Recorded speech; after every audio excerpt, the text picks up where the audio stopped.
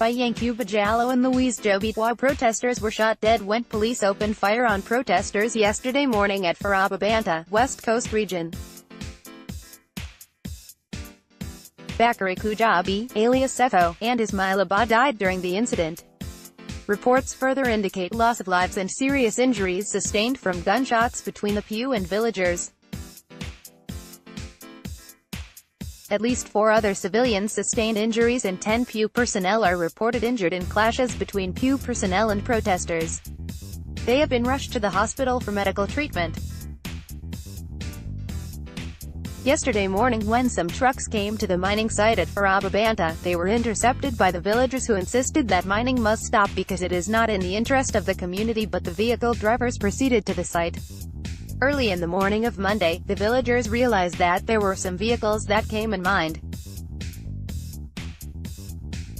Our reporters who visited the scene indicate that some youths gathered on the highway in order to stop Jallow company's trucks from entering and leaving the village, loaded with sand.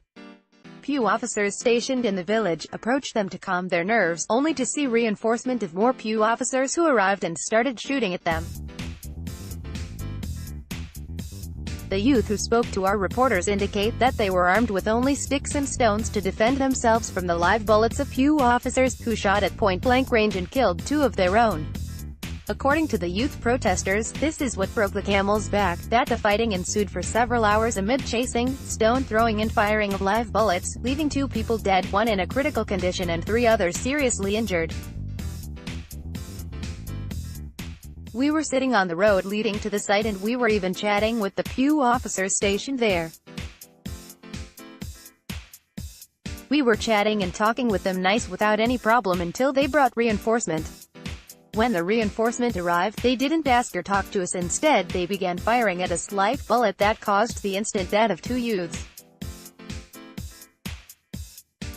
We weren't armed and we came there peacefully to sit on the way going to the site and not to create any problem, but the police opened fire at us, they said. These reporters saw the charred remains of 3 trucks and 2 mechanized shovels, commonly referred to as bulldozers. The newly constructed house for PU personnel was razed to the ground by the rampaging youth of the village. Several compounds of alleged collaborators were all burnt to ashes by the rampaging youth. Meanwhile, Momodu Drama, the public relations officer at Edward Francis Small Teaching Hospital, EFSTH, confirmed the death of Bakary Kujabi and Ismaila Bah, both youth protesters from Faraba Banta village. Pro Drama disclosed that they received 4 people who are seriously injured but have been hospitalized. The Pro said he only knows of 4 people injured as at the time he was talking to our reporter. It might be more than this and they might be taken to various hospitals in the Kanfing municipality or Brikama, he remarked.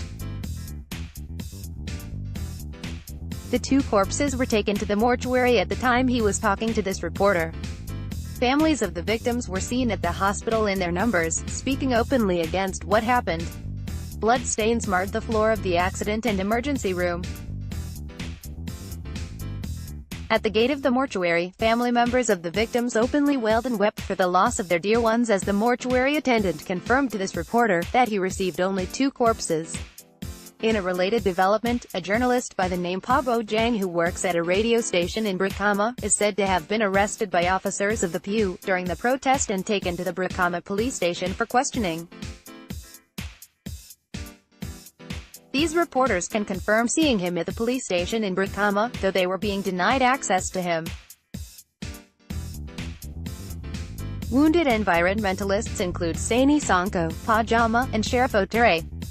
The incident occurred in the wake of refusal by villagers to accept Jallow company mining sand in their lands before the National Assembly's Select Committee complete their investigations and make final recommendations to government. Villagers who spoke to these reporters indicate that the NA Select Committee on the Environment, who visited them less than 2 weeks ago, did not complete their investigations and final report to government.